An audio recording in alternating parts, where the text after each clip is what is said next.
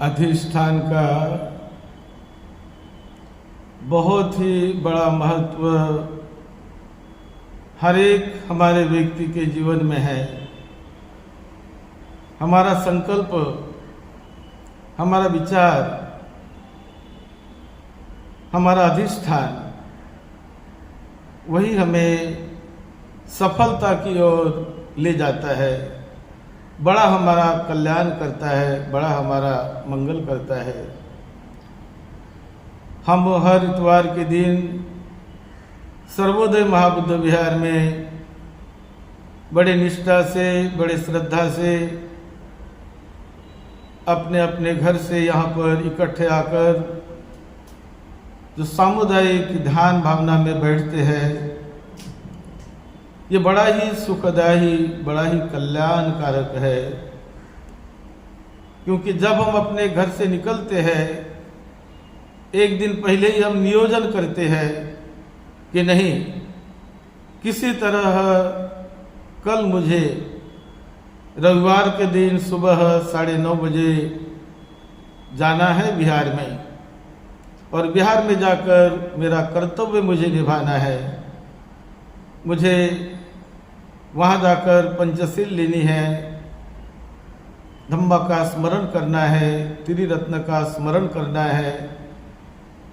मुझे अपने लिए अंतर्मुखी होकर जीने के लिए कुछ समय निकालना है, अपने मन को निर्मल करने का, परिशुद्ध करने का मुझे प्रयास करना है। यदि मैं नहीं करूँगा, मैं मेरे मन के प्रति जागरूक नहीं रहूँगा, तो कौन मेरे मन को निर्मल करने वाला है, कौन मेरे मन को परिशुद्ध करने वाला है? वो अपने आप तो होने वाला नहीं। मैं चाहूं कि मेरा मन अपने आप परिशुद्ध हो जाए, ये चाहना अलग बात है। हर एक व्यक्ति चाहता है कि मुझे सुख मिले, मुझे शांति मिले, मैं विकार से दूर हो जाऊं। हर एक व्यक्ति चाहता है, लेकिन केवल चाहने मात्र से यह नहीं होता है। चाहना भी अच्छी बात है, लेकिन केवल चाहने मात्र से नहीं होता है। उसके लिए हमें प्रयास करने पड़ते हैं, कि प्रयास करना पड़ता है। मुझे चलना है, ऐसा विचार तो मन में आता है, अच्छी बात है, लेकिन मैं चलूं ही नहीं, जाऊं ही नहीं, तो केवल विचार आने से कुछ नहीं होने वाला है। उसे एग्जीक्यूट करना ये बड़ी महत्व की और बहुत ही लाभ की, कल्याण की बात है। ऐसा ही हमें अभ्यास भी करना पड़ता है। हम घर से संकल्प करके आते हैं कि नहीं, मुझे समय निकालकर बिहार में जाना है, ध्यान भावना करनी है। अब ध्यान भावना घर में भी की जा सकती है, लेकिन विहार में जाकर करें तो उसका लाभ 1000 गुना, लाख गुना उसका लाभ मिलता है। क्योंकि घर में वो वातावरण नहीं मिलता, कई जिम्मेदारियां होती है। घर का वातावरण और बिहार का वातावरण में फर्क होता है।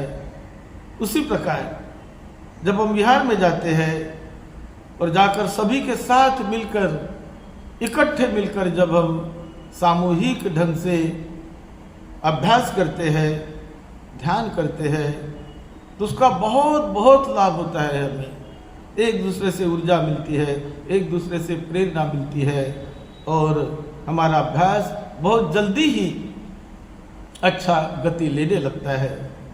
लेकिन घर में ऐसा होने में परेशानी आती है। घर में भी हमेशा करना चाहिए, लेकिन हफ्ते में एक बार सामुदायिक ढंग से ध्यान करने में बहुत बहुत बड़ा लाभ होता है, बहुत बड़ा लाभ होता है। तो इसीलिए जो कई महीनों से हम हर इतवार के दिन इकट्ठे आकर सामुदायिक रूप में बैठकर जो ध्यान करते हैं, उसका बड़ा ही अपना मंगल महत्व है। और अंतर्मुखी होकर आंखें बंद करके, मुंह बंद आंखें बंद, हम क्यों करते हैं मुंह बंद? क्योंकि हमें बोलना नहीं है। आंखें क्यों बंद करते हैं? क्योंकि हमें बाहर के किसी को देखना नहीं है। और आंखें बंद करके, मुंह बंद करके हमें अपने सांस को जानना है, और सांस को हमें अपने अंतर मन से जानना है। अंतर दृष्टि हमें जगानी है, जिसे कहते हैं प्रज्ञा चक्षु, जिसे कहते हैं दिव्य चक्षु, प्रज्ञा चक्षु। तो प्रज्ञा चक्षु भीतर से जगती है, और जो नहीं दिखता वो हमें दिखने लग जाता है, उस समझ में आने लगता है, उसका अनुभव होने लगता है। और यही हमारा बड़ा कल्याण करने वाला होता है कि मेरी प्रज्ञा चक्षु कौन जगाएगा? दूसरा आदमी किसी की प्रज्ञा चक्षु नहीं जगा सकता है। दूसरा आदमी केवल प्रेरणा दे सकता है, बता सकता है, लेकिन मेरा मुझे ही करना है। मेरे लड़के की प्रज्ञा चक्षु मैं नहीं जगा सकता है, मेरे भाई की, मेरे बहन की प्रज्ञा चक्षु मैं नहीं जगा सकता है, क्योंकि यह बड़ा व्यक्तिगत ऐसा अभ्यास होता है जिसका उसे ही करना है। हम केवल उन्हें रास्ता दिखा सकते हैं, केवल समझा सकते हैं, लेकिन मेरे मन की अनुभूति दूसरों को नहीं आने वाली, दूसरे के मन की अनुभूति मुझे नहीं आने वाली। उसकी उसे ही सही मायने में अनुभूति आती है। इसलिए ये रास्ता बड़ा व्यक्तिगत है, और ये जानकर समझकर प्रज्ञावान व्यक्ति अपनी प्रज्ञा जगाने के लिए, अपनी प्रज्ञा दृष्टि को विकसित करने के लिए, उसे सबल और तीक्ष्ण बनाने के लिए ये अभ्यास करते हैं, तो अपने आप पर ही उपकार करते हैं। हम किसी दूसरों पर उपकार नहीं करते, अपने आप पर।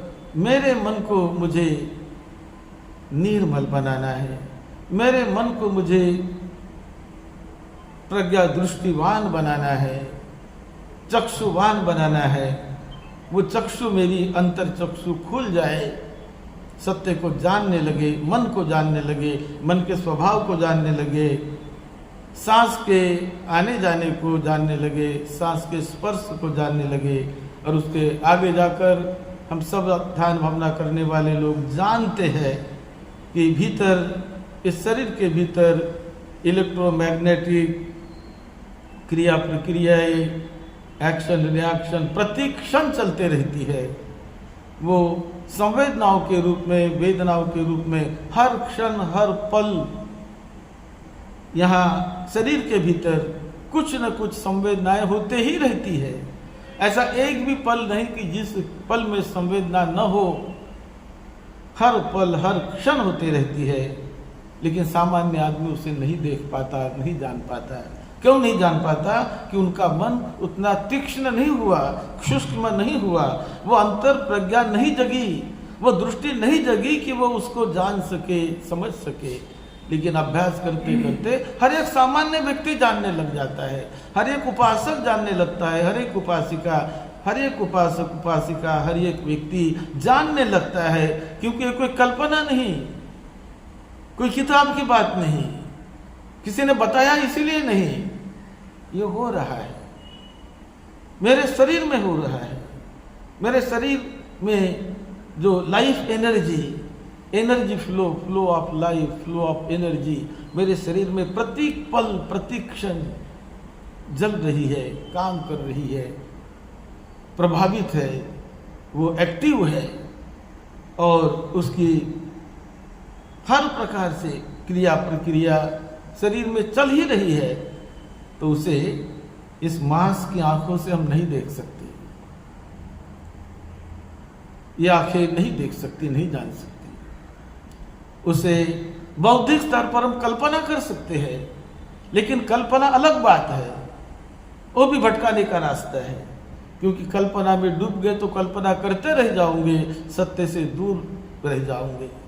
लेकिन सत्य का साक्षात्कार करने के लिए सच्चाई को जानते जानते जानते जानते परम सच्चाई तक साधक पहुंच जाता है। जैसे कि सांस आता जाता है नासिका से, ये कोई कल्पना नहीं, ये कोई भूतकाल की बात नहीं, कोई भविष्य की बात नहीं, इसी क्षण की बात है। इसी क्षण सांस आता जाता है, आ रहा जा रहा, आ रहा जा रहा, इसी क्षण उसका आना जाना शुरू है। ये सत्य है।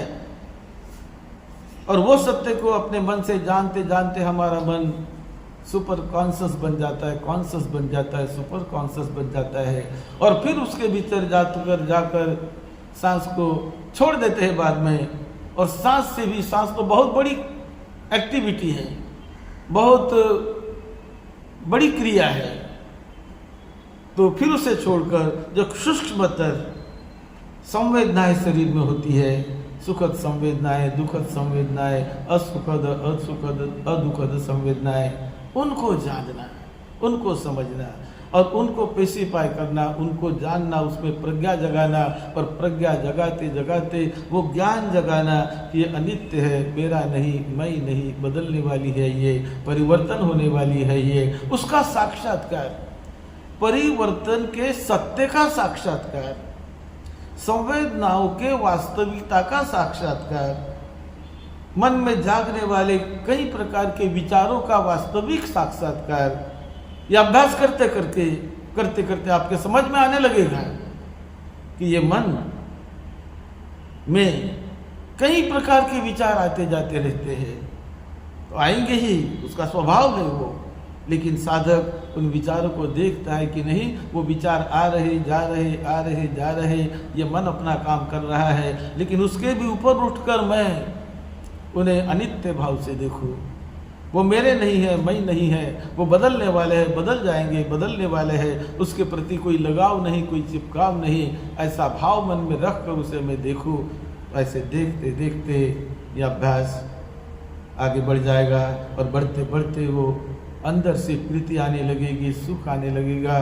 जो सुख को आपने कभी नहीं अनुभव किया होगा वो अनुभव होने लगेगा और बड़ा सुख शांति के आप लाभी बनोगे। इसीलिए हमें यह अभ्यास प्रैक्टिकल रूप में करना है, तो प्रैक्टिकल उसका लाभ होता है। नहीं करेंगे तो उससे वंचित रह जाते हैं, उससे दूर रह जाते हैं। इसलिए मैं आप बड़े सभी साधक साधिकाओं का, उपासक उपासिकाओं का बहुत बहुत मैं अभिनंदन करता हूँ, धन्यवाद करता हूँ कि आप समय निकाल कर बड़े निष्ठा से, श्रद्धा से विहार में आकर रविवार के दिन, एक दिन मुझे जाना है, हर प्रकार के कामों को छोड़कर जाना है। क्योंकि काम तो हफ्ते भर, महीने भर हमारे पीछे लगे ही है, लेकिन अपने लिए समय निकाल कर अभ्यास करके हम लाभी बनेंगे। वो लाभ आपका होते रहे। यही मंगल मैत्री के साथ सद्धम्म की सेवा में आप सबका मंगल हो, सबको सुख शांति मिले। सद्धम्म की मंगल मैत्री महान आशीर्वाद आप सभी को हमेशा मिलता रहे। यही मंगल मैत्री के साथ सद्धम्म की सेवा में, आपकी सेवा में डॉक्टर भदंत राहुल बोधि महाथेरो। आप सबका मंगल हो, सबका